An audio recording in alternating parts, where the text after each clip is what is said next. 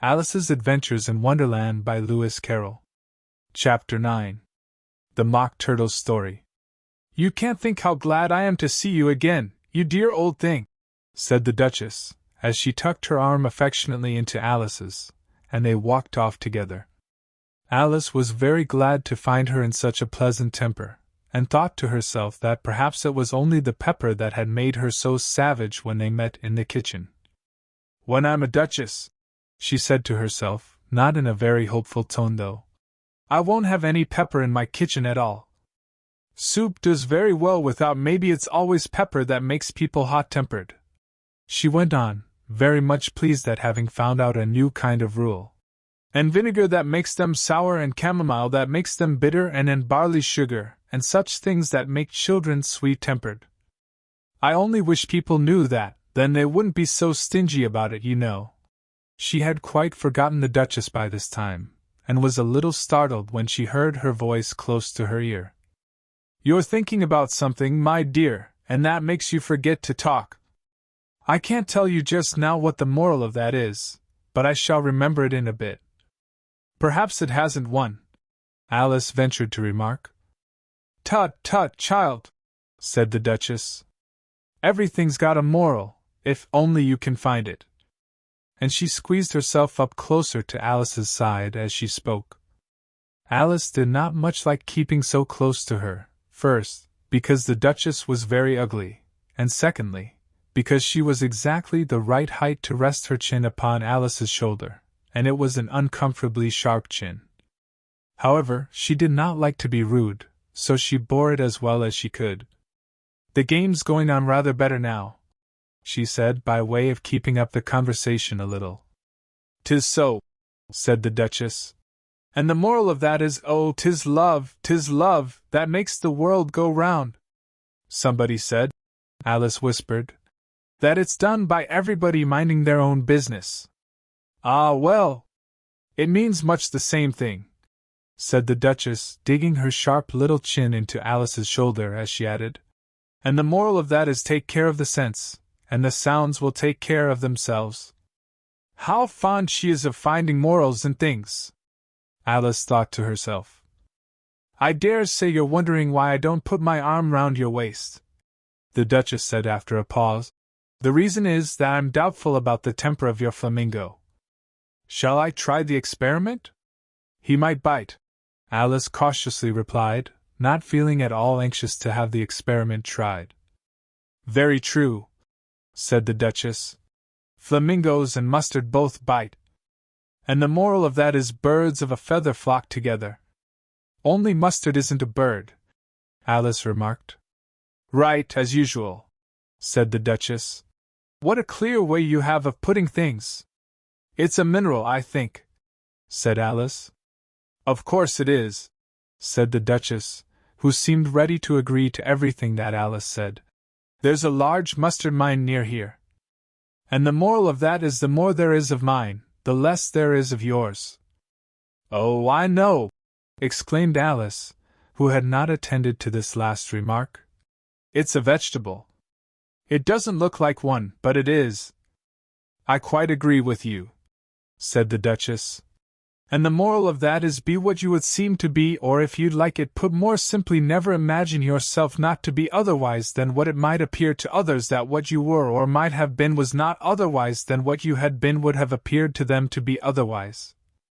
"I think I should understand that better," Alice said very politely, "if I had it written down, but I can't quite follow it as you say it." "That's nothing to what I could say if I chose," the Duchess replied in a pleased tone. "Pray don't trouble yourself to say it any longer than that," said Alice. "Oh, don't talk about trouble," said the Duchess. "I make you a present of everything I've said as yet." "A cheap sort of present," thought Alice. "I'm glad they don't give birthday presents like that." But she did not venture to say it out loud. "Thinking again?" the Duchess asked, with another dig of her sharp little chin.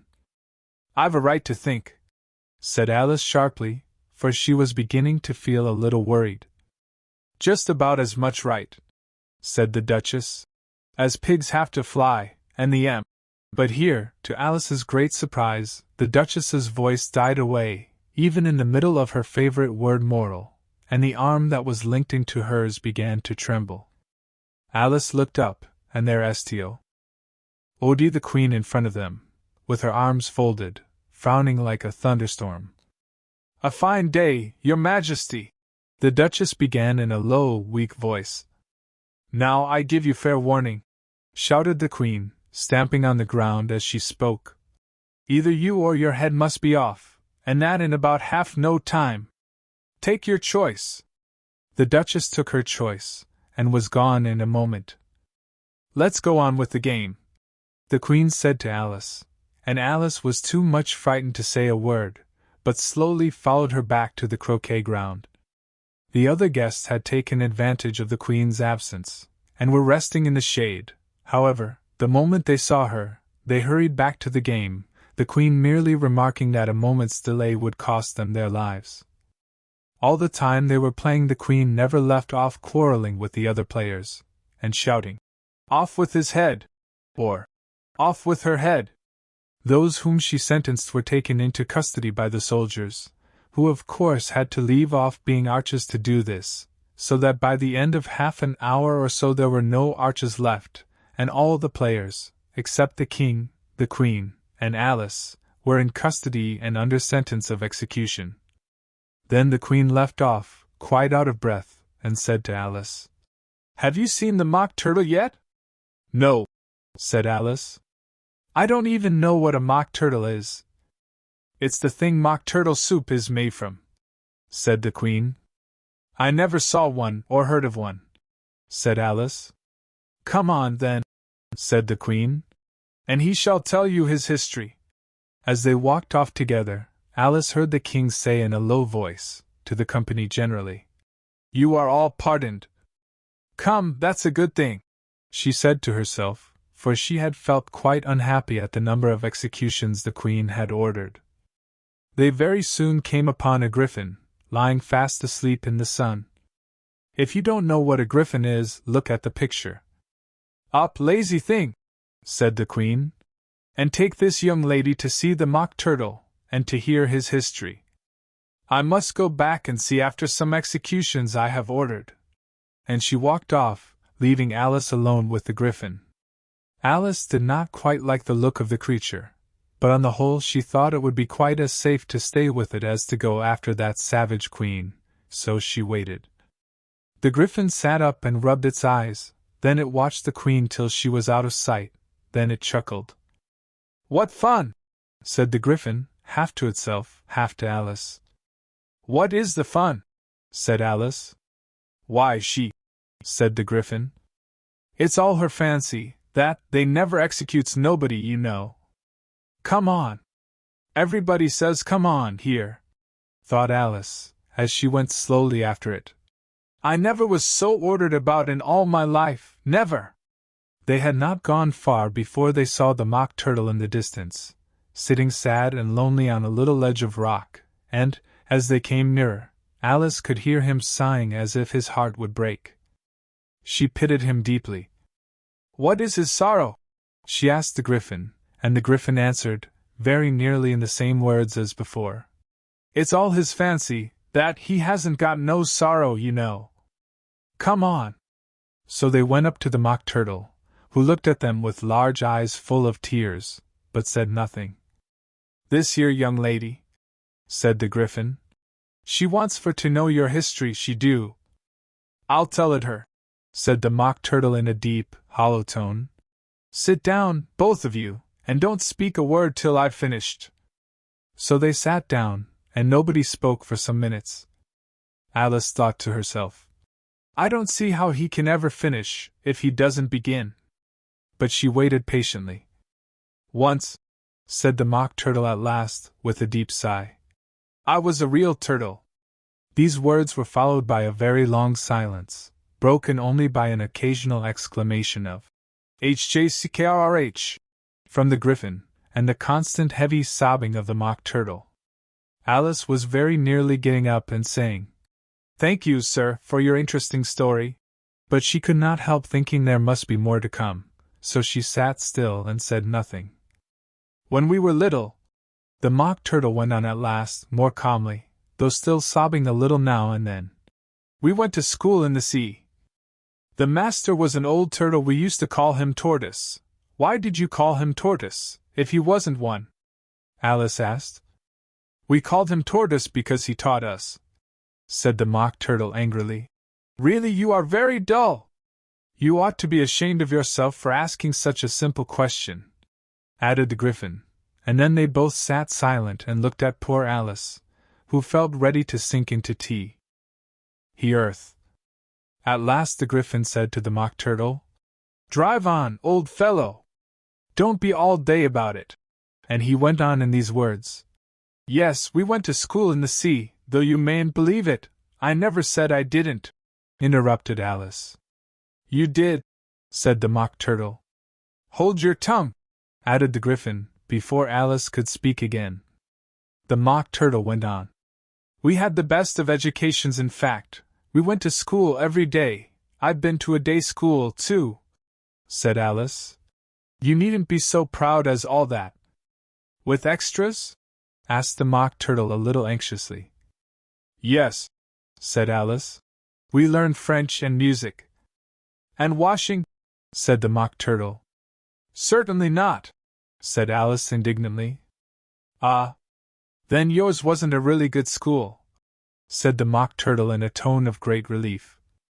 Now at ours they had at the end of the bill, French, music, and washing extra.